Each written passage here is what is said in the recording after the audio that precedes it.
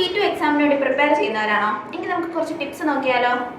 നമുക്ക് പ്രിപ്പറേഷൻ എന്ന് പറയുമ്പോൾ ഒരു 15 മിനിറ്റുകൾ കാണും. നമ്മൾ അന്നേരം പോയിന്റ്സ് മാത്രമായിട്ട് എഴുതി പോവുക. അതാണ് നമ്മൾ ആദ്യമേ ശ്രദ്ധിക്കേണ്ടത്. പിന്നെ ഗ്രാമർ മിസ്റ്റേക്സ് ഒരിക്കലും വരാൻ പാടില്ല. ഗ്രാമർ മിസ്റ്റേക്സ് ഇൻ കേസ് വന്നാലും നമ്മളത് കറക്റ്റ് ചെയ്ത് പോകണം.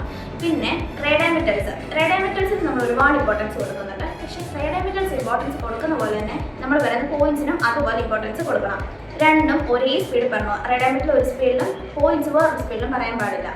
പിന്നെ അതുപോലെ തന്നെയാണ് ഗെനറ്റീവ് പ്രൊപ്പോസിഷൻ. മിനിമം ഒരു 2 എണ്ണമെങ്കിലും ഗെനറ്റീവ് പ്രൊപ്പോസിഷൻസ് യൂസ് ചെയ്യുക. അടുത്തതായി നമ്മൾ ശ്രദ്ധിക്കേണ്ട മറ്റൊരു കാര്യമാണ് വെർബ് പൊസിഷൻ. അതുപോലെ തന്നെ വെർബിന് ഒരിക്കലും ക്യാപിറ്റൽ ലെറ്റർ കൊടുക്കരുത്. വെർബിന് ക്യാപിറ്റൽ ലെറ്റർ കൊടുത്തു കഴിഞ്ഞാൽ അത് തെറ്റാണ്. നമുക്കത് നല്ല രീതിയിൽ മാർക്ക് പോവുകയും ചെയ്യും. കാരണം നമ്മളത് A1 A2 പഠിക്കുന്ന ബേസ് കാര്യങ്ങളാണ്. അതുപോലെ തന്നെ നമ്മൾ ശ്രദ്ധിക്കേണ്ടതാണ് വെർബ് കോൺജുഗേഷൻസ്. പിന്നെ വൈറ്റാലിറ്റി കണക്ടേഴ്സ് മിനിമം 3 എണ്ണമെങ്കിലും യൂസ് ചെയ്യണം. പിന്നെ ഇത്രയൊക്കെ നമ്മൾ ശ്രദ്ധിച്ചു കഴിഞ്ഞാൽ തന്നെ നമ്മൾ ഒരുവിധം നല്ല മാർക്കോട് കൂടി തന്നെ സ്പ്രഹൻ നമുക്ക് പാസ്സാവാൻ സാധിക്കും. പിന്നെ നമുക്ക് വേണ്ടുന്ന വേറൊരു ഫാക്ടറാണ് കോൺഫിഡൻസ്. അപ്പോൾ ഇത്രയൊക്കെയാണ് നമ്മൾ സ്പീക്കിങ്ങിൽ ശ്രദ്ധിക്കേണ്ട കാര്യങ്ങൾ. വീണ്ടും അടുത്ത സ്പ്രഹൻ ടോപ്പിക്സുമായി നാളെ കാണാം. ചൂസ്.